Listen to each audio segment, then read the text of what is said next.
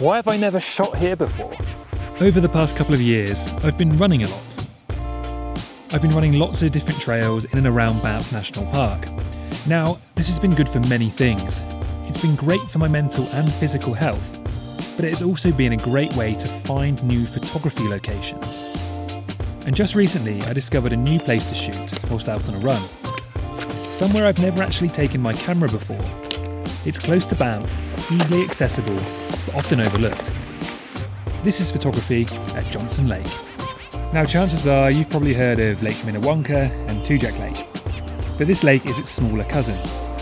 Just down the road, much warmer for swimming, and turns out some great, quiet photography away from the crowds.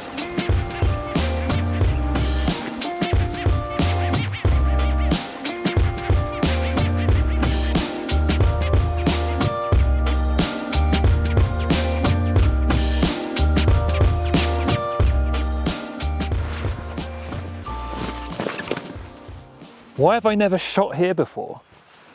I'll definitely be adding this spot into my Banff photography location guide, so do check those out if you're looking to shoot in the Banff area. But I think this is definitely a good little spot to start around Johnson Lake. Let's see if this reflection comes back in.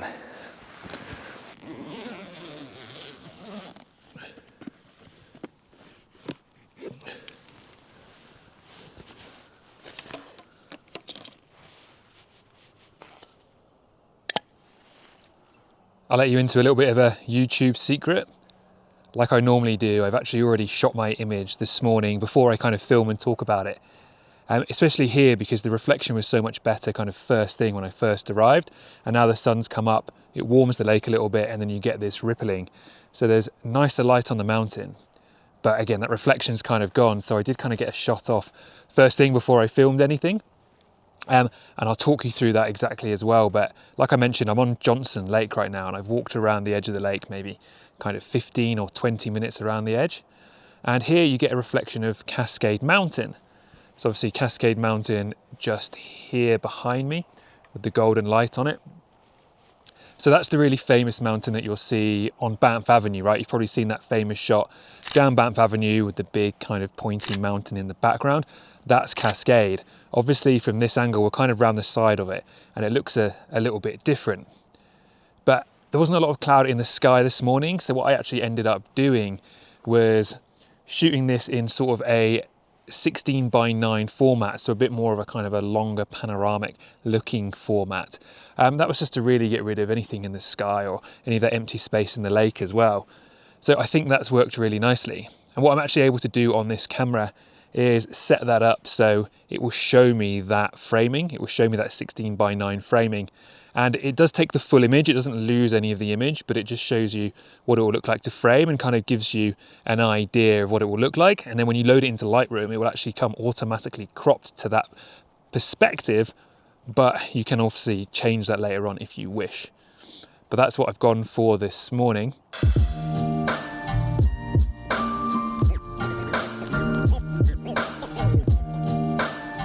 So I think I've got my first shot of this morning. And when we were here the other day, we kind of ran around the whole lake and I did notice there were some good reflections of Mount Rundle from the other side of the lake. So I am going to go and check that out as well this morning. But first I'm going to pop down the exact GPS coordinates of where I'm standing right now in my phone using Google Maps, because this is a great little spot. There's this little alcove here where the water is a little bit stiller and obviously you get that great reflection. So I'll pop it down in here and add it to the guide. And obviously another thing with this is, realistically, I'm kind of maybe a 10-minute drive from the town of Banff. And then, like I said, a 15 or 20-minute walk from the car park to here. But I was the only person in the car park this morning, and I'm the only person here by the lake this morning. And that's becoming increasingly difficult in the Banff area or in the Canadian Rockies, especially at the more popular photo spots. To actually get a location to yourself or have very few people here is difficult. So these little locations that are maybe a little bit more of a walk are definitely worth going to.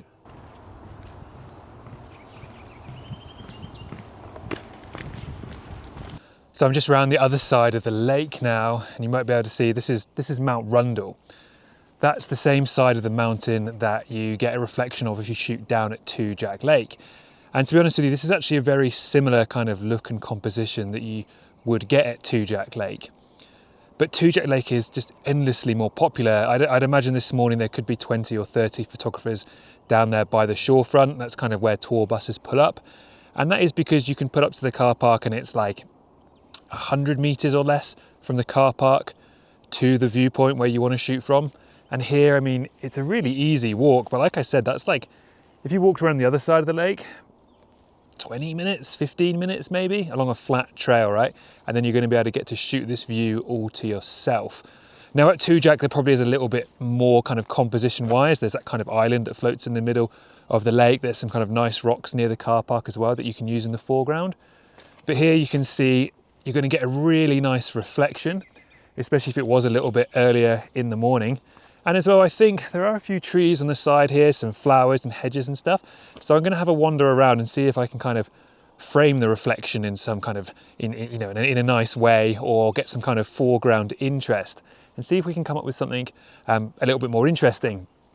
But it's a shame, obviously, today we don't have as many clouds as I would like. Like as a landscape photographer, it's nice to have some clouds in the sky. We've got pretty much perfect blue skies.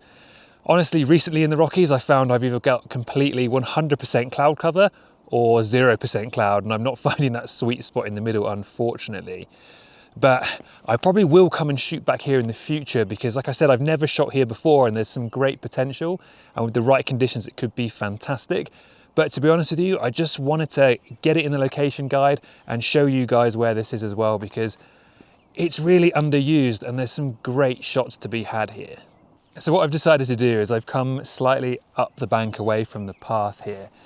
And that's just given me a little bit of framing with the two trees on the right and on the left here. So they're either side of my frame, and then the reflection in the middle. Again, I've actually gone for that 16:9 crop just to get rid of a lot of the sky and the bottom part of the lake. Because there are no clouds, there's no point in really including that part of the scene. You know, if there was, I'd go probably super wide or even go vertical and make sure I got the reflection of the sky in top and bottom. But obviously the lights come up a little bit, so there's more light getting into the camera. So what I'm going to do is pop on like an ND filter, maybe like a 10 stop or a 6 stop. So that means I can really drag out that water. Because it's rippling a little bit as well, I can slow the shutter speed right down, get a longer exposure and hopefully smooth out the water a little bit. And I mean, you've got to love these magnetic filters as well, right? They're just so easy to pop on that I find myself shooting with them a lot more often than I used to. Forgot to do my YouTube secret there, because when I first got here, that reflection was actually pretty good. But it's faded away quite a lot now, so I might just have to wait it out. Goes to show, if you're filming videos, always take the image first and then you can talk about it afterwards, because at least you've got it in the bag. But let's wait a little bit and see if it comes back.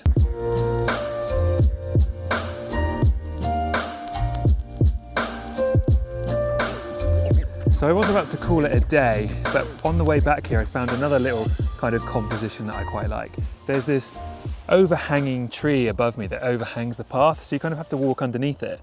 So what I found, I've kind of come a little bit onto the bank, a little bit lower, and I'm using the foliage in the top of the tree here to actually cover quite a lot of the sky. Because there are no clouds, I don't really need the sky. So I'm using that to frame the reflection of Mount Rundle. And actually now, it's a little bit later in the morning. And what I've found is that because it is now, it's almost an hour and a half past sunrise actually, but the sun's just come up and illuminated the trees on the edge of the lake as well. So rather than having the kind of like bright lit up Mount Rundle and then the dark shadow of the trees, it's a little bit more consistent.